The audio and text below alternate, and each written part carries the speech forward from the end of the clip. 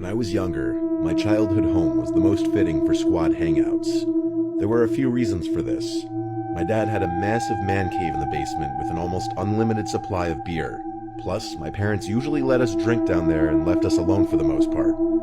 I lived on a pretty large plot of land, and my house bordered a decently sized woods. If you were to walk through the woods from my house, you would find yourself on a dirt road. On the other side of the road was the reservoir, a spot that has had my heart since I was a kid.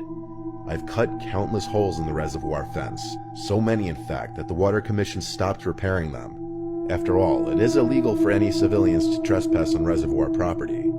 As a kid though, it was my sanctuary. I'd go there to smoke, to get away from my parents, to swim, to think. It truly was a beautiful place, and probably the only thing I miss about that era of my life.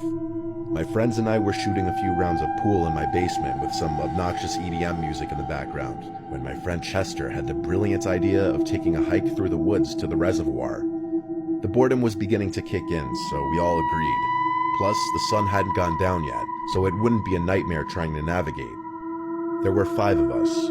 Me, Chester, Rick, Jasper, and Hassan. I can't remember too many specifics, but I'm pretty sure Rick and Hassan snagged some beers for the journey. They were the drinkers of our friend group. I had already had a few drinks, so I didn't want to overdo it. The reservoir was huge, so even after crossing the fence, we still had some walking to do. It was honestly still a little muddy in the woods from the earlier rain, but we were already committed to this plan. There was a cliff on the near side that we usually chilled on, so that's where we went that night. After a while, though, we decided to keep walking and hang out on the far side of the reservoir.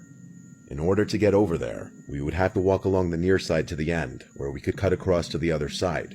Then we'd be able to walk along the far side until we reached this really smooth section that we used to call the beach. After about 20 minutes of walking, we found ourselves on the far side of the reservoir, finally. It was then that stuff started getting weird. Hassan put his hand up and pointed into the distance. Remember, we were on the far side of the ovular-shaped reservoir, but we hadn't walked all the way down to the beach yet. Hassan was pointing to our right, where we realized that something was moving toward the reservoir on the same side that we were on, albeit much further down.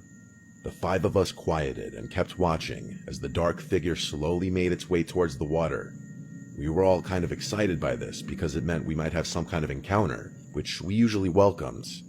As the figure made its way towards the water and out of the woods, we realized that they were dragging something.